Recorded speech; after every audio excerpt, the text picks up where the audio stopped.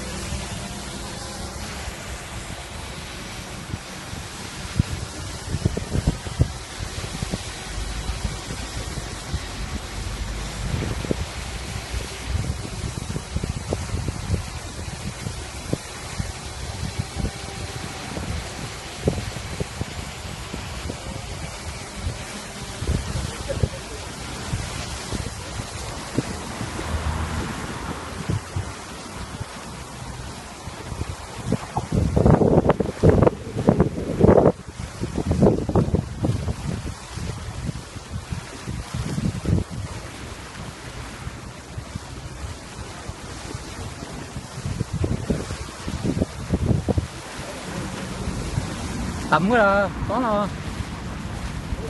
trên đông tay tầm cái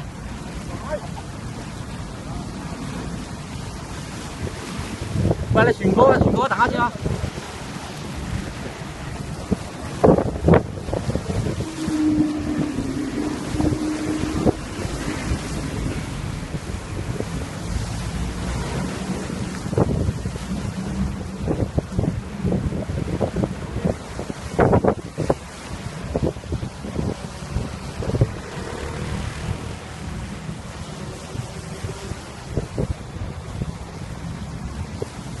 掉回去了。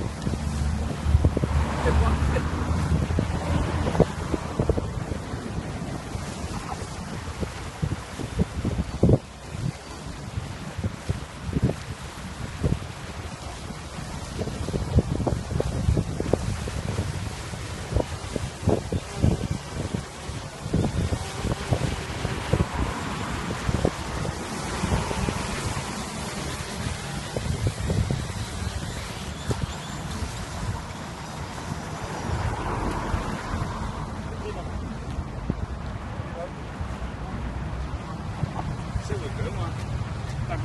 啊？掹喺酒店嘅啫，你夾佢，係咪？咁咪真。